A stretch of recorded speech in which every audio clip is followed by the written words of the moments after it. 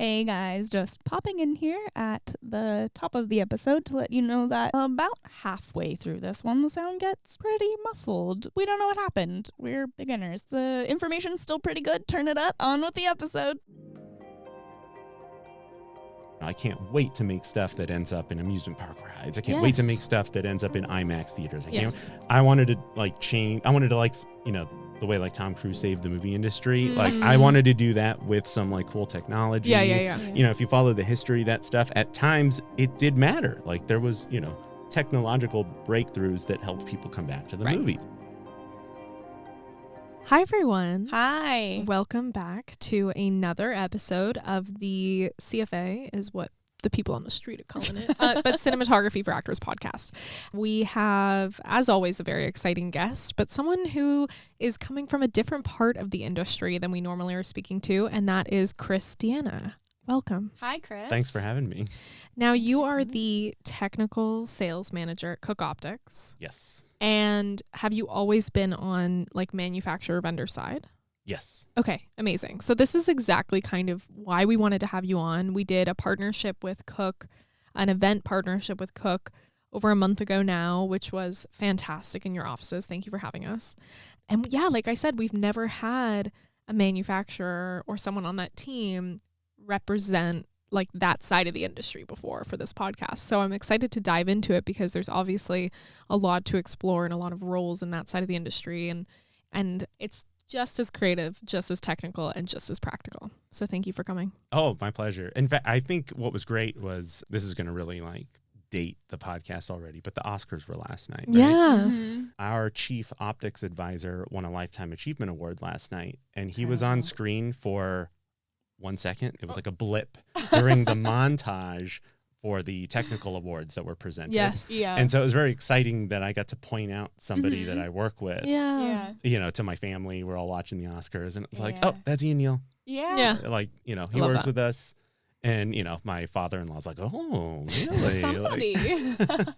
It is that moment, and I think Haley has this a lot, and she hears it from actors, of your parents being finally proud of the stuff you do in this industry, and what is that how do you measure that, because it's your parents are they finally taking you seriously when you say you want to be an actor or a DP, and what does that credit look like? Do I have to appear on screen at the Oscars for 1 second for someone to be like, wow, oh, that's actually a cool thing you're doing? I know, exactly. Yeah, so I love that. That's awesome. Yeah, Oscars were great. It was just so sweet to see people authentically be collaborate, be a community, but also be true to yourself, Yeah, the messaging was pretty awesome. Yeah. So it was nice, especially after last year, I know, to have an Oscars you can watch with your kids. I know, true. And my brother and I are texting crying emojis because of Kihui. It's oh my God, short round. I know. We grew up with him. Finally. Yeah, no, it was fantastic. Yeah, exactly. So to start us off, could you please tell us about your journey in this industry, how you started in film? I, very young, always loved movies. I think I got that inherently from my mom. My mom her bit of escapism growing up was going to see B sci-fi movies in the 50s. And, that's cool. She loved that stuff. And it carried over because then growing up, she would take us to go see everything. And looking back on it, was oh, that was kind of inappropriate, Mom. We probably shouldn't have seen RoboCop 2 together, but I love it. It made a huge impression on me. Mm-hmm. And I remember maybe one of the first creative things I did in wanting to be a part of this was, it was during the Gulf War, the first Gulf War, and I took all my army men and I was oh, I want to make it look like this is really happening. Mm-hmm. And so I took one of my first cameras and was taking these aerial pictures of the war and be yeah, I think this can pass. Yeah. I think this is going to translate really well. And then I actually stuck with photography throughout childhood. And I'm an amateur photographer. I still love photography. That's great. I think iPhone photography is fantastic. I think there are iPhone photographers that are way better than I am. And I'll play with every kind of thing out there. But around that time is also when I kind of started playing with lenses and kind of seeing what I could do. And in high school, I really got into slide photography, 35 millimeter slide photography. You shoot the slide film and it comes back as a positive. Right. And so it kind of feels like, oh, this is the true done it. colors that I saw. But I didn't have a way to project it because projectors cost money. And I was like, I was like 14 or something and didn't have like hundreds of dollars to go buy a projector. So I made my own projector out of an old camera lens. If you flip it backwards, it can, instead of projecting in on a piece of film, it can project out onto the wall. And How did you figure that out? I think I was just playing around. You take a lamp, you take like a hardware lamp, you take a light, and you're like, oh, I think that works. And then you have to focus the slide, and you're like, oh, this works. My goodness. And so, that was kind of that gave me a bug where it was like, this can be creative in more than one way. You can creatively make stuff to help you, create your ideas that are in your head too. Absolutely. Yeah.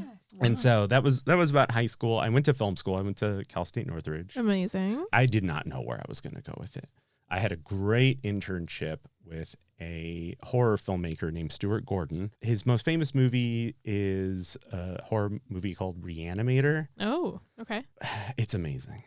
If you've never seen Re-Animator, it's something else. Okay, we're adding it to the list. It's on the watch list, guys. Re-Animator. Yeah. But actually, the most famous thing he ever really did was he wrote Honey, I Shrunk the Kids. Oh, got it. Okay. Yeah, he had a first look classic. deal at Disney around that time. It's funny to go from something like Re-Animator, which is about as anti-Disney as it comes, to first look deal, like writing scripts for them and stuff.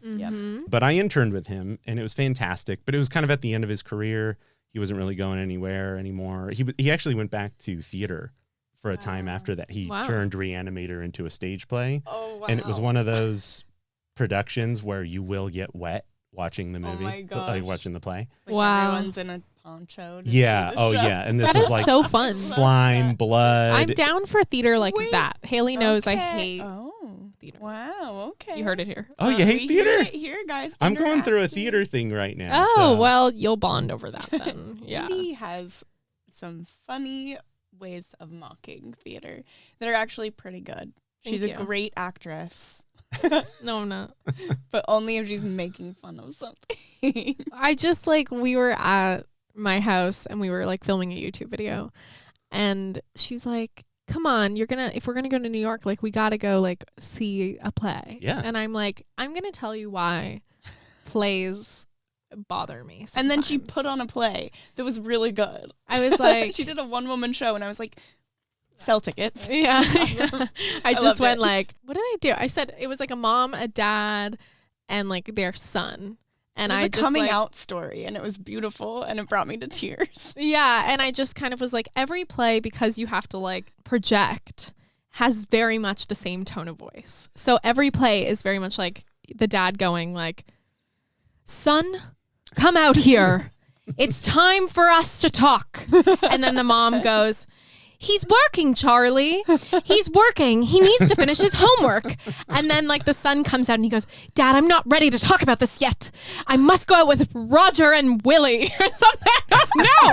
I just Roger and Willie. My two friends that I've had since childhood, but I'm in love with one. And it's a sad tale. And then a spotlight goes on and then they're like, oh, why can't I tell my parents anything? And then the mom's in the background cleaning and in silhouette, and the dad's just typing at a typewriter really furiously. She says she hates it, but I do want her to create it. No. So. I mean, I love really experimental stuff. So that's why I'm Re-Animator vibes. I'm down for anything theater in the round or anything that's a little more just movement based or but traditional plays or when people are I need to see that. I'm yeah. I think hot take. I used to kind of get into it with some film friends of mine that were they thought, well, film is the ultimate art form. Right. So, theater was just a stepping stone. Oh, I no. feel that's what most of LA feels. It is. You're I'm doing a play and they're cute. Yeah. No. But then everywhere else in the world, it's wow. Yeah. When are you getting a real job? What I think you don't like. Yeah. And it's just hard. It's just something to get over is the format. Yes. And so I think a theater can be just as escapist. Yes. Once you kind of accept the format. Yeah, that's it's so like, true. Okay, if you could just like, after a few plays, like you just get, immune to the performance tone of voice. aspect. Yeah. No, that's so true. I mean, I always say that about film too, where I'm like, you can have any visual style. It'll just take the audience a few minutes to get into it. But then once they're in that world, they'll believe it. And it's similar what you're, so that's, I get it. But I mean, there's going to be theatrics that don't necessarely, that'll never be believable. Like, I saw The Music Man when I was in New York a couple of months ago, and it opens with, it was amazing, but it opens with this train car scene. Yeah, it's shaking your head.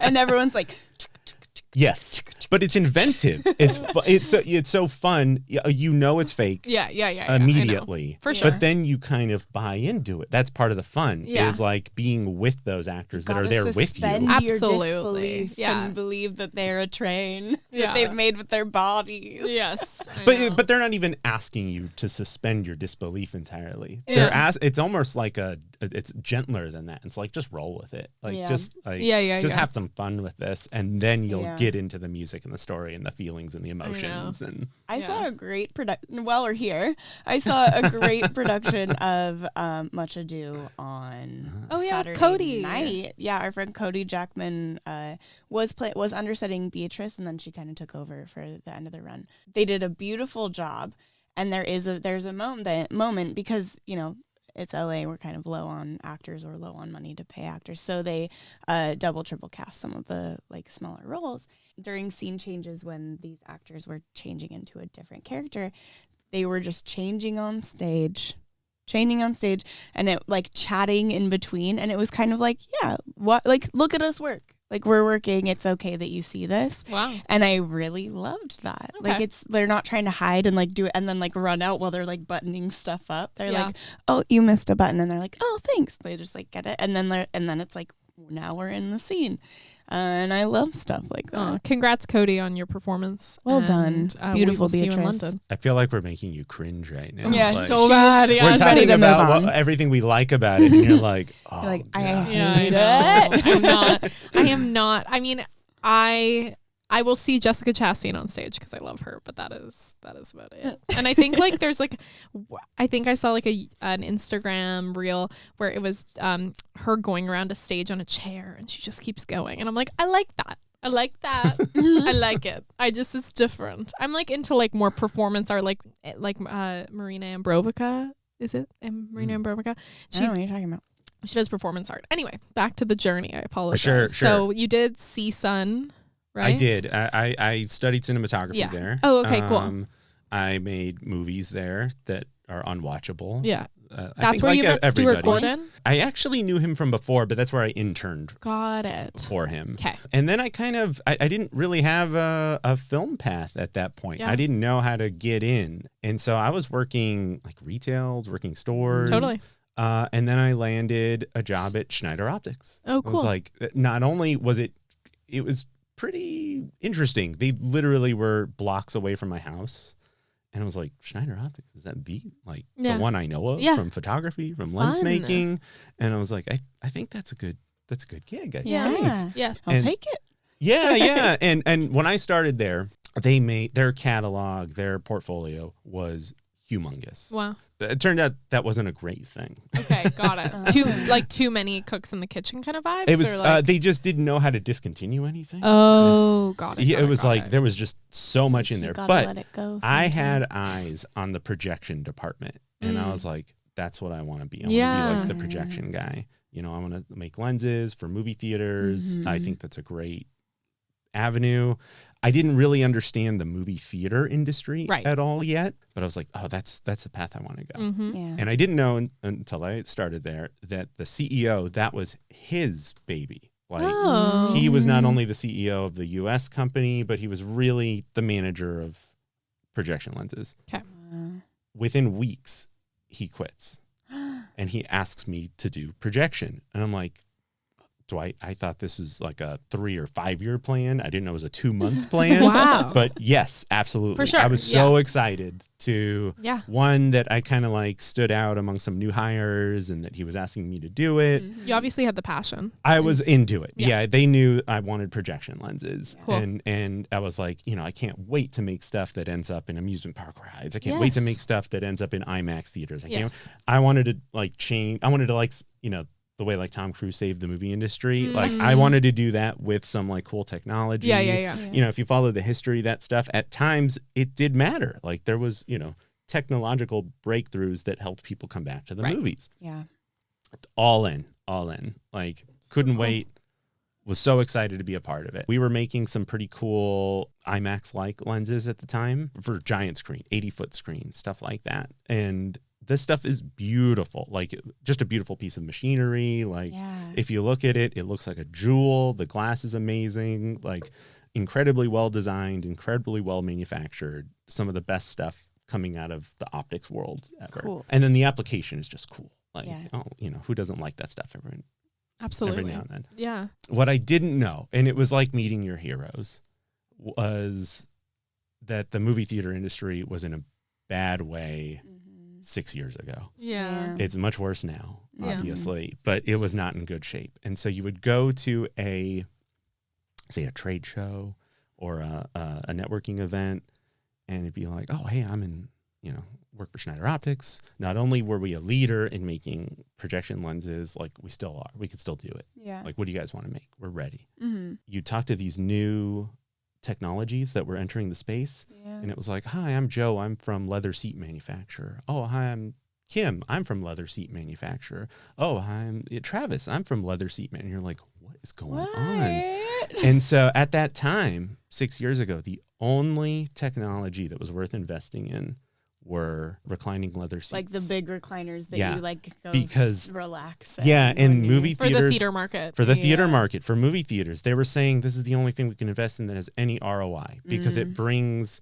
So it's like the VIP like experience. Not even. It was like you'll bring somebody that might not have otherwise come twice a week back. Yeah. Oh, we got a comfortable. We got a nice comfy chair. And comfortable, and you got 2 drink holders and a place to put your popcorn, and you got can button. Put your feet up and lean back. Oh yeah, the button to push you back. Well, no, it'll be a button to call somebody to bring you more food, and it was just not anywhere where I thought it was going to be. Wow. I think I had one exciting moment where I had a conversation with a theater owner in Spain, and he was kind of on my level. Cool. Where he's like, okay, hey guys, I've noticed that these Marvel movies are really something. Yeah. They're making us a lot of money. Yes. And what he was saying was that, and rightly so, he noticed that, Marvel movies, any blockbusters were shot in widescreen format. We see the black bars when you're watching anything at home. It's all about widescreen. 240, 239 to 1. Yeah. Beautiful widescreen format. He's like, I want to convert my whole theater to widescreen. I want to have widescreen projectors. I want to have anamorphic projection lenses. Wow. He wanted to bring this OG back. Stuff. Yeah. He's like, I want it to look and there are authentic. There's very few out there that have the passion for movie theaters and know that that's the way to go. I think Quentin Tarantino does amazing work with the New Beverly in Hollywood. If you've ever been there. Yep. I think Alamo Drafthouse is maybe the last chain that is really passionate about the theatrical experience of a movie theater. Yeah. And so you could correlate the two. There's great technology that kind of lends itself to that theatrical experience. And that was something I always liked about it. Unfortunately, on the projection side, it just wasn't happening. Got it. I had started sort of adopting every department at Schneider, and which I also liked. I liked legacy stuff. Yeah. And so Schneider's LA history is they had purchased a great old optics company called Century Optics. Do you know that? Yeah, I do. I didn't know that. If you're in the cinematography world, you might still rent some Century Optics stuff. It's usually a little offbeat. An example of this is they created something called the low-angle prism. The low-angle prism, which is very popular still for DPs. Yeah. Very giant piece of glass. Okay. It works as a prism, and what it's made for is aiming your big movie camera at the prism, so that way you can get really low angles. Because if you think about it, the way that a camera is built up, obviously the lens doesn't sit at the bottom of the camera. It's kind of more in the center, and then you have a big build underneath. So if you wanted to support it, it would be still like 12 inches off the ground sometimes. So you shoot through that, and then it looks like you can scrape see the it floor. from, like the bottom. Yeah. The project that had sped up the development of that was the Martin Scorsese movie, The Color of Money. Okay. And so that way they can get all the tabletop shots of the pool table. And if you've never seen it, I highly recommend it. Fun. Okay. Oh, so good. Adding that one to the watch. The Color of Money. The Color of Money. Tom Cruise, Paul Newman, Martin Scorsese. Look out for those pool table scenes. Yeah. So good. So good. I mean, the low-angle prism still used. So Century Optics. And I loved Century's catalog. They had all sorts of great stuff. I mean, the low-angle prisms, probably the flagship of the group. But you go deeper dive into Century, and you see that there's like a lot of personality in there that got imbued into the products. Cool. One of the former owners of Century was this guy named Chris Condon. Okay. And he was obsessed with 3D. And he had made a 3D system for the movies in the late 70s and early 80s. It got really underused. The most famous movie today that it was used on is Jaws 3D. Oh my God. Yeah. Kind of a notoriously bad movie. Yeah, but fun. But fun, yeah. In fact, until Avatar, he had also directed a movie. And his movie was the highest grossing 3D movie until the first Avatar. And it was called The Stewardesses. What? It's kind of a colorful movie that, doesn't really stand the test of time. That's hilarious. Can't watch that one anymore. Yeah, it's not, I don't think it's an X rating, but it's still, It's up there. This was adults only, and it was like, this is what this guy did with his money. I mean, it was like, but I mean, made all sorts of wacky stuff like that, like ended up in the products. So Century had this great history, great catalog. He wasn't the sole face behind Century. Yeah. There was a few different hands. But while there, again, working a little bit of everything at Schneider. The thing Schneider has the biggest impact on in the industry right now is cinema filters. Right. They still make filters. They make great ones. Yeah. And so the filters are tried and true, time tested. Yeah. They Good perform glass. pretty well. Yeah. Well, during COVID, Schneider restructured. I got let go. And it was okay. Because then I decided to start my own filter company. Oh.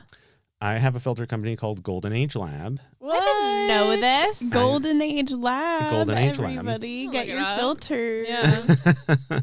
And I started it with my business partner, Heath Bowie, who is also a Schneider refugee. Wow. He was there for 13 years. I was there for about 3.5. And what we wanted to bring was innovation to it. This is awesome. I love that. We saw that it was kind of stalled. There wasn't, they'd come out with a product, it did pretty well, and they kind of leave it behind. So these days, filmmakers go buy a certain type of Schneider filter. You're kind of buying, a 15-year-old product that didn't evolve. And so we're looking at a few different categories and say, hey, I think we could improve this. And my business partner is a mechanical engineer by trade, but he has 13 years in optics. Yeah. He's my senior, certainly in the field. But we love playing off each other, coming up with ideas. We have about 200 ideas that'll never see the light of day. Right. It's always like that. It's like when you have a good partnership, it's like the ideas just keep coming too. Yeah. I mean, I'll bug him like middle of the night. Hey, we should do something that simulates rain on a camera. And he's like, how are we going to do that? What are you talking about? Why are we wasting our time on that? I love those. Continuous dripping. Yeah. I was like, I think we could do it, but you're right. Yeah. It's not going to work. So I'm looking at your catalog here. The Epic NDs. Yeah, those were our first product. We came out with those last year. They started shipping in September. Oh my God. How's it going? It's going great. Wow. Cool. Yeah. What's new? What's the thing for Epic ND? What's like the how do you sell it? What's ND's evolved here? An ND filter is a neutral density filter. Yeah. It's sunglasses for your camera. Yeah. Great. You're basically just trying to shade the camera. Yes. And there are different densities, just basically lighter and darker. On bare bones, that's what an ND filter is. It allows you to keep the same stop. So if you're shooting outside and it's super bright, you'll be able to still keep the same depth of field and stop, but you'll just add in NDs to compensate without having to alter anything else. So you're not blowing things out. Correct. Okay. There you go. There it is. When you're introducing glass, when you're introducing the Inde elements, you could introduce some problems. You could actually take away from the performance of the lens. Right. Because these lenses are fine-tuned machines. They're multi-coated, just like your eyeglasses. They're going to have AR coating. And the current filter manufacturers don't coat their lenses, which could introduce an effect on contrast. Yeah. And so we decided to coat our filters. Cool. We have a coating. So that way that reduces flare and has no effect on contrast. So that was one thing. We also made them hydrophobic, which means they repel water. Yeah. So if you're using them in, say, a dirty situation on the front of a car or something, you get splashed, the water beads off. That's the idea. That also makes it a lot easier to clean, which is great for anybody that's reusing it, like a rental house, anything like that. So these coatings go a long way. The biggest innovation with these was that they are surface coated. I'll explain what that is. Anytime you're introducing, when you're making a lens, you have a whole bunch of pieces of glass in there. And the more glass you introduce, usually the more you affect the resolution, the performance. That's why in cinema, you'll see, a sort of an embrace of prime lenses versus zoom.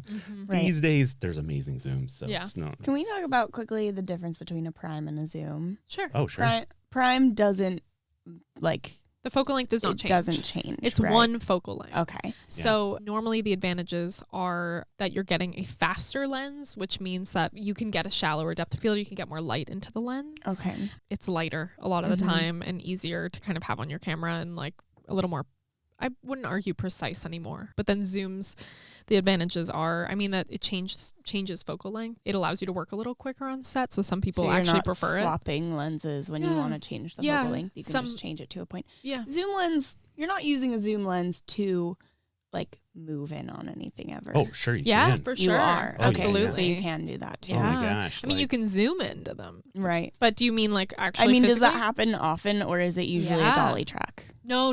It happens. It is just a tick in the box of what kind of movement do we want to introduce? And if a zoom feels good, then, we would use that. It's never there's never an order. It's based on story. That's down to an artistic decision. Yes, absolutely. Okay. Yeah. All right. Understood. No. And you've seen it 100 times, like a good zoom in a movie, I feel like The Shining has a whole bunch. Absolutely. That's kind of a dark. Okay. And then is it Inde? Remember that film, Inde? Yeah, Polish film, black and white, that kind of won a bunch of awards a few years ago. That DP used zooms throughout, zoom lenses, so that they could quickly go through stuff and not interrupt the acting method because they're not swapping, they're not calling, they're not, they're kind of not telling them, they're just kind of going in for that next. Is that called an optical zoom instead of a different kind of zoom? Sure. Yeah, you can have digital zooms, optical zooms. Optical would be more of your physical zoom. So that's done with optics, which is lenses. And then your digital zoom would be if in post you have the resolution, preferably, then you're able to go from your all the way out to going inward to what closer. If you're, instead of doing it digitally or optically on a lens, what if you're doing it on hardware, on a track? What's that called? Just a push. That's a push. Okay. Yeah. We got it. Nailed that term. I love it. Sorry. Yeah. So, okay. That's okay. Yeah. I think the Epic NDs are the ultimate ND solution. Nice. For cinema. That was the idea. It was with what technology is available, let's come out with an ND that just is far superior than what's out there. It took us a couple years to make it, actually. When did it come out? We announced it February 2020, what year is it? 2022. Okay. And then we finally had product by that summer. Okay, great. Wow. Something I might have to awesome. Purchase for camera one. That sounds great. Yeah, they're rad. Yeah. We actually want to make all sorts of fun stuff too. With special effects filters. That's kind of where that's actually the next product that's on its way is a flare filter that we call the air flare.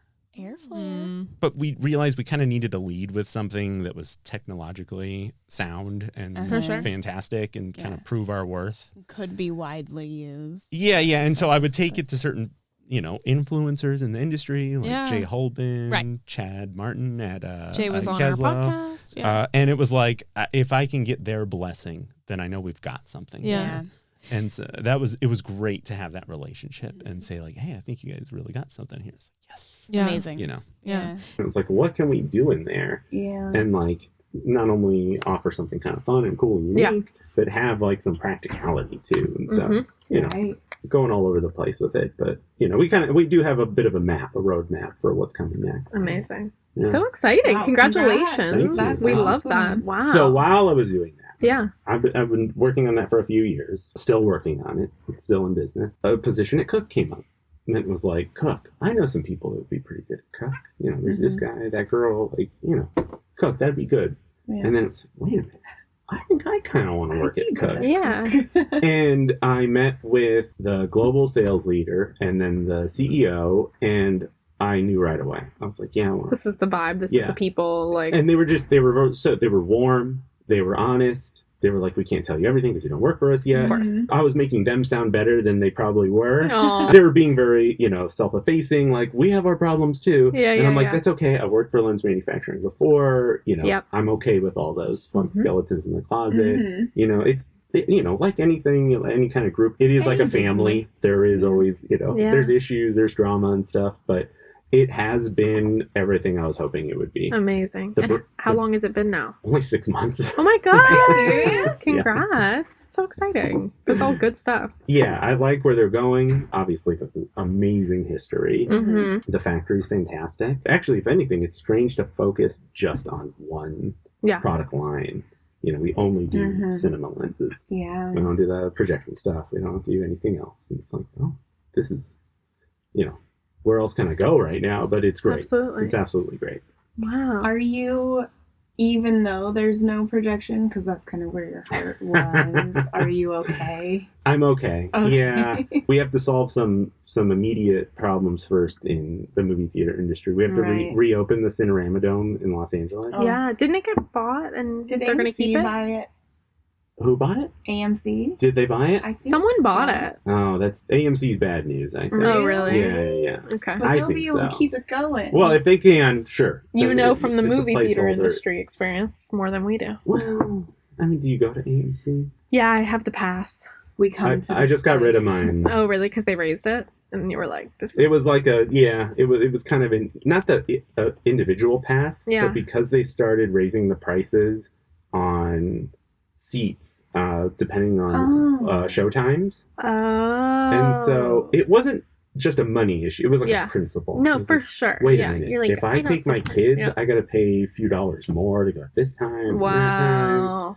And I think it's a convoluted product in it. Yeah. It's like, it comes with baggage. Yeah. I don't know, that's just me. Actually, Pacific Theaters? No, they're the ones that used to own it. Oh, okay.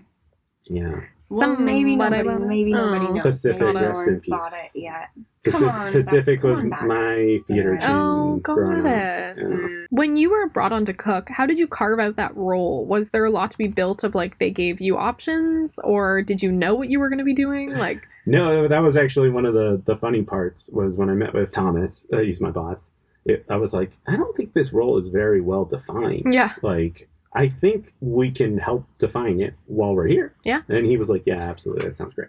good. So, how did you work on that? Like, how did you like start day one, and then you're like, what do I want this to be? I think I'm okay at knowing what these companies should be doing, really. I mean, there's you need to make money. Yeah. You know. It's not just about that. It's like, okay, you know, what are your product lines? What are your campaigns then? And then everything should be in alignment. Yes. You know, okay, if you're making, you know, right now we're making the S8 lenses, Yeah. which are, you know, our flagship product. Mhm. Spherical, beautiful, you know, yeah, yada yada. Those are the greatest lenses ever made. Yeah. Clean, easy to work with. We're looking at purchasing a set right now for Camera One, so Oh, really? I've been hearing a lot. So keep Yes. talking. Oh, Yeah. no, good. I might have some good news for Camera One. Okay, great. A company should, you know, in effect, kind of work like a machine. You know? We should all be in alignment, Absolutely. have the same Page. goals. Yeah. Yeah, and so I, from some experience, that is very hard, I think, for companies to do.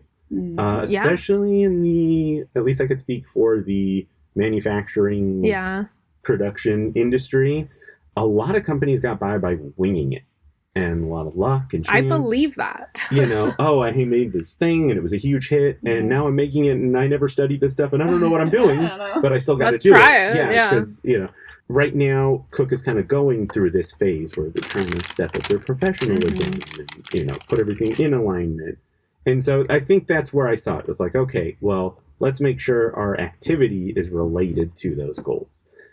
What I love about this is that our activity and our goals are fantastic for the movie industry. It's like, we don't just make something that just performs and just gets by. We make these amazing artistic tools that help inform performance, help people look amazing, help movies be believable. Yeah. And so I think that's where, Cooke has this great angle, in helping define the look of motion pictures. We have this kind of great vision of in a couple senses of the word, for informing the movies. Right. Instead of just making something that will capture a picture, it's gives it a little bit of the Cooke look. Yeah. It's, we were talking about theater before and the suspension of disbelief. What we kind of know, I think, on the cinematography side, is where the lenses may factor into that, is they help lend an abstraction to the images that help us suspend our disbelief. Because if we went to the movies and everything looked like high resolution, 8K sharpness, if it looked like the images that were on a TV at Best Buy, it wouldn't help sell the story. No, not at all. And so you don't need all that, sharpness. You don't need all that color clarity. It's different in the movies. You need something to kind of to be fuck up the image a little. Yeah. Basically, make it a little bit real. Yeah. Once you defined that role for Cooke, do you then go to your bosses and you go, I want to do this? Or do you just start getting involved in other areas and departments and create those contacts? How did you once you decided what you wanted to do, how did you take that? Optics is kind of slow. Okay. It takes a few years to develop new products. Yes. Optical design is very hard. I will not pretend like I know how to design a lens. For sure. And so because that, you kind of have to play a long game with optics. It's like, okay, this is what we're working on right now. We have a few things in the pipeline that are coming out in the next couple of months, which is great. Yeah. But I didn't really have anything to do with the development of those. For sure. I'm there to help with the releases and, communicating the messaging to customers and to everybody. But we'll see. I think long term, sure, I'd like to be on the ground floor. I'd like to help people develop. Really build and grow with the company and their ideas and your ideas. That's awesome. Yeah, but it does take time. It takes time. I'd say minimum maybe 3 years. Yeah. To develop a new lenses. Because that's all just kind of trial and error, right? It's down to a complete math and science. It's the math. It's the drawings and just having to know how many elements you need and how far apart they are and where the light's headed in, and then it's let's do a prototype and test it and make sure, But they can kind of guess the way it's going, not guess, but they can analyze from the drawings and the math and the science what it's going to look like. I think yes, because yes and no. I think they have an idea because they know, okay, this element's going to be uncoded. This element is going to be uncoded. This one's going to stay coded. Is it towards the rear or the front of the lens? How is light going to actually reflect into it? How close does that projection have to be, that beam, in order for it to have an effect? If it's if it's more of a rear element, it's going to affect the image more, I believe, but be harder for it to be interpreted versus if it's reflecting off of the front element, it's going to be pretty immediate with any light that shines into it. Right. So it's you kind of have to choose your strengths of coding, and I think choosing what's uncoded, and currently lens manufacturers, correct me if I'm wrong, are uncoding different elements in order to give it more of that that feel versus having coded all the way through with precision means it's going to be a cleaner look overall because there's no artifacts, there's no abstraction, all that stuff. Do you think that they can see that element? Is it element by element from like back to front, being like this element will do this, and then this next to it will then do this, and that's what that's going to look like, and then add this one, and then that's what that's going to look like? Yeah, it's a formula pretty much, and then in that formula you change what you need to in order to get the look you want, but you kind of have to start based off of it's like anamorphic or spherical and how long the focal length is and how much light is going through it, which calculates light loss as well to the sensor. You have to figure out like what you want to change in order to make it so unique for you, correct? Yeah. Does the length of a focal length determine how many elements are inside of a lens? It probably gives you a rough starting factor. Yeah. Because it's longer, you're going to have more. Yeah, it's all the lenses. No. Yeah. I've seen like telephoto lenses that have 2 elements in them. Yeah, for sure. Okay, so it doesn't determine it. No. All of but every lens at the end of the day is just made up of concave and convex glass elements. And what's the one that looks like this? Oh, aspherical? Aspherical. Yeah. And it just means like how am I taking this beam of light and like this ray and going pretty much how is it just being projected onto the sensor through being able to like tap into it. Yeah. Different glasses. It's a lot. It's a lot. I'm speaking from my Hawk days. I'm speaking from like trying to understand from my Hawk days of seeing all of the schematics and stuff for new lenses. The story too is it's actually become it's become a lot easier to design lenses these days with computer controlled design. There's a computer assisted design, I should say. Cooke is going to be a company that's not going to make it easy on itself to design a new lens. In fact, we went from the S7s to the S8s. S7s were perfectly fine. Amazing lenses, fantastic look. If anything, a little on the heavy side.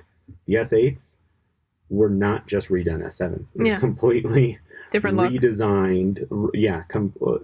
Completely overhauled optical design. Wow. Yeah.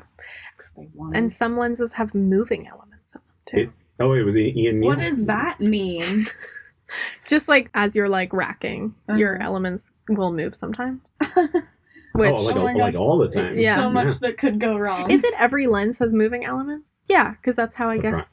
Yeah, sorry, because that's how they get it in focus. Because that has to change. So they're moving. And sometimes what you're trying to do there is you're primarily trying to control your breathing. Yeah. So your elements are moving. In a photo lens, that's fine. It's like okay, you're not going to notice any shifts in the foreground and background. Yeah. But you need much more controlled focus in cinema lenses because that change in focus is going to be much more distracting on screen. Yeah. Like if you were to pull from me to you, if it's an over the shoulder on you and you turn into camera, that rack, you want to know how seamless it's going to be. Do you want the audience to see that that the environment's changing, or do you want it to look like a little more precise, So, yeah. I mentioned that before. Fleabag. Yeah. Great rack focus. Yes. Whenever she turns the camera, it's going from background to foreground. Exactly. Yeah. Can you please tell us this Iron Man story? Amusement park, right? Ride projection. When did you get to do something cool? Yeah. Oh, okay. No, it was a few years ago. Many years ago. When I was the projection product manager at Schneider Optics. That was actually a one-off. I think we only made 10 of them. Wow. It was a fisheye lens, I think it was 10.5, 9.5 millimeters. Okay. Huge fisheye projection lens. This thing doesn't look right if you saw it out in the open. It's like, what is this? If anything, it probably looks like an odd telescope all by itself. Huge lens. Actually, and my current business partner, Heath Bowie, designed the shockproof cage for it. Oh, cool. Whoa. And so this lens was designed to fit onto the motion ride that's just like Star Tours, but for the Iron Man ride at Hong Kong Disneyland. And you need to design this crazy wide lens that had this shockproof support that projected this beautiful image of the Iron Man thing. And it was beautiful. It was fantastic. Amazing. And we heard it was such a big hit for Hong Kong Disney. It was great. Where does it project? Is it like around the ride, or is it like... No, the projection on those rides is just right in front of you. And so it's really close. Like So you're the whole actually time? the projection, the projector and lens is actually in front of you. Is it mounted onto the carriage? I'll tell you. If you know Star Tours well, then you can picture it. So if you go on Star Tours at Disney, these days C-3PO is your pilot, Mhm. and he has a console in front of him. Kind of separates the audience from C-3PO. Yeah. The projector's hidden in that console. Yes. Yeah. So it is mounted in the carriage. Each carriage. Yeah, and Has so a projector the projector and lens moves with the ride. Whoa! So that's why it needs to be shock-proof. Yeah. Yeah. This thing's going like, it simulates upside down. And Yeah, moves. yeah, It's yeah, not yeah. really going upside down, but it's Of course. shaking Feel all like it. over the place. Yeah. Yeah. So I went to Hong Kong to like, check this lens out. I wanted to see it in Hong Kong Disney. I also just wanted to go to Hong Kong Disney. Of 'cause course. It sounded amazing. Yep. Once I was there, I went on the ride, and you lose yourself. You're like on the ride. You're like, oh, this is super fun. Like, it's amazing. Yeah. And then when the ride was over, I got to hop off the ride. I got to jump over the console and like see the I love lens in that. action. And I was like, oh my God, there's a cage, there's a lens, this is everything. And it turned out fantastic. So exciting. I mean, you were saying before we started recording how the beauty of being able from like to see the creation to execution. And it's very similar to being on set, obviously, because it's like you get a script, you work on it and do your prep, you go through production, you see the final product, and you're like, this is like incredible. I mean, we created something here, And so I love that that's one of the similarities in your business too, is because you're like, you keep hearing about these lenses or you keep hearing about the way that they want to project stuff. And then you kind of like walk through that 3-year timeline of like, this is how it's going to look. Here's how we're marketing it. Now we're at the trade show. Now people are using it. Now we have a huge credit, like Last of Us that you guys just did and stuff. And it's like, it's awesome. Oh, yeah. Yeah. I mean, it's so cool. You get to see your babies out in the know. world, It is. It's great. Yeah. And you definitely like have a hand in that. What should people really be excited about with Cooke right now? Oh, it's interesting. We've become kind of a full frame company, but it's not a full frame industry yet. Do you know what we mean by that? Like, No. Okay. What does it mean, full frame? The full frame is the chip size inside the camera. It's really just literally the size. But you go bigger, you let in more light, you have a shorter depth of field. You get some advantages to it, actually. Shorter depth of field, I think we all agree, kind of lends itself well to cinematic storytelling. Yeah. Cooke's ready for full frame. We have 6 series of lenses for full frame. We've been doing pretty well in the space anyways. Yeah. And the industry, I think, is finally, slowly adopting this transition to full frame cameras. Yes. But it's a traditional industry too. S35 is a smaller chip size, and it kind of had a revival with the new Arri Super 35 camera. Yeah. And the Alexa 35, you've probably heard a bunch being lot. murmured So in the much. background. Beautiful. Everyone's waiting to get their hands on the camera they ordered It's a 3 years ago. Beautiful camera. Like it is. It's fantastic. I get the impression though it's probably the last of its kind. Right. You can't do much more with that kind of sensor. I mean, once that's done, it's like done, Yeah. And I'm not saying Super 35 will go away. No. I don't think it It'll ever just really will. probably be the actually. standard from now on for that camera, I think. Oh, for Alexa? Yeah. Yeah, maybe. Cooke is going to have, lend itself to amazing projects. And you're going to be able to tell it's a Cooke lens. You're not going to be able to tell it's a Cooke lens. Cinematographers are still going to take these lenses and, work them. Yes. And, there's going to be amazing lighting that they do. And there's going to be amazing performances that make you ever forget what the lens is on there. But we're there to provide, these amazing tools, and they're allowed to use them. So general audiences probably won't know, which is great. Yeah. I think we've kind of done our job. If it's seamless, yes. Yeah, we'll be there in, decades to come. For sure. Amazing tools. Yeah. I know, it's so exciting.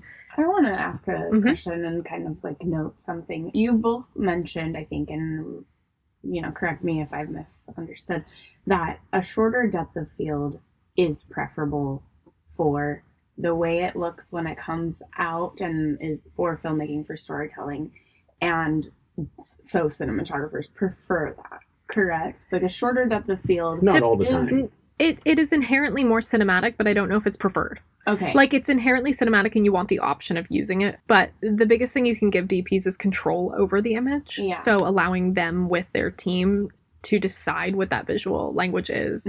The ability to get inherently a shallower depth of field is what's exciting. You can get more out of your focal lengths than you could arguably on a 35 sensor, but it just gives you an advantage if you want it. Yeah, inherently more cinematic. So I want to just note, and I want the actors to recognize out there that a shallower depth of field means you're not going to be able to be moving back and forth as much. So that is something we should be practicing. Yeah, I think just having, because what we do is we teach a lens class, and one of them is like based off of the stop and the focal length. How do we understand depth of field? So if we're on a tight lens, knowing that when they get up, if they do this before they get up or do this They lean before forward or lean back. Yeah, as they get up, it'll be harder for the focus puller to get them in focus quicker like that. So instead, it's like you can probably limit that movement if you have a really emotional line before getting up.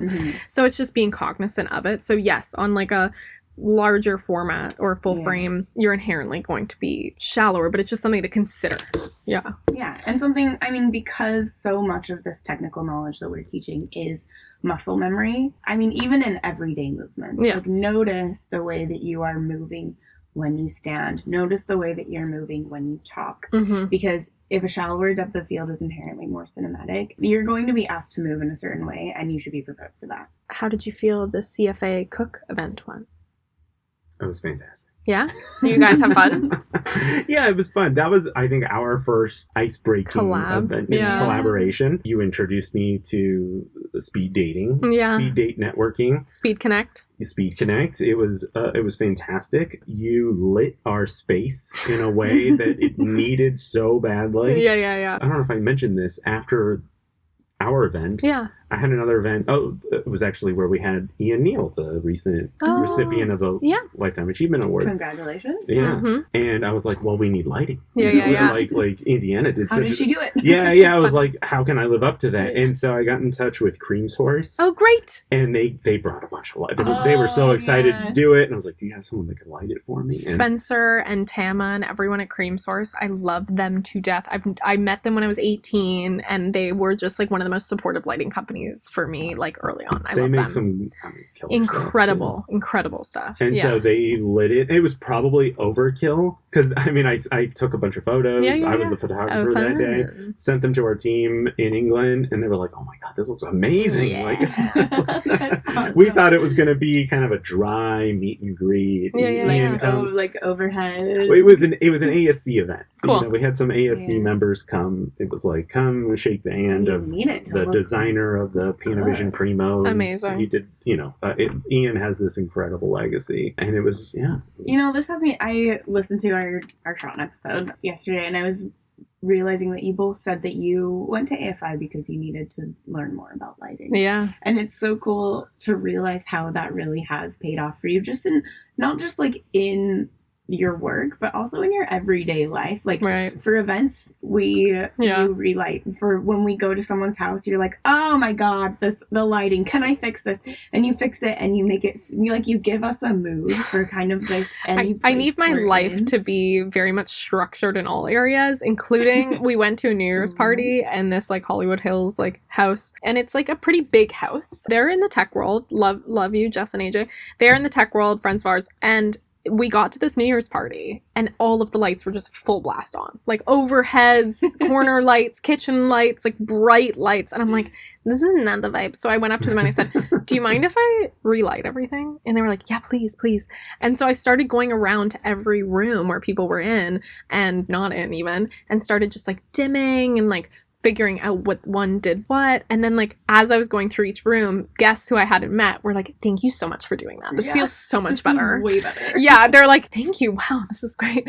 And then it was just like that. And then I told Jess and AJ, and I was like, don't touch your lights. I've left them for the party. We're not touching them. This is the vibe. This is the ambiance. This is how this house is supposed to feel. Yeah. And so I just think with lighting in any form, whether it be painting, photography, cinematography, architectural design, marketing, it's just the most important thing on earth. And so it's, if you can get theater too. Yeah, exactly. Yeah, theater as well. not forgetting about it. But it's just so important, and it's like it can really change the way you perceive things. You know, that's why they have like, what is it, dim lighting and cheap fabric, and it sells, man. It sells, baby.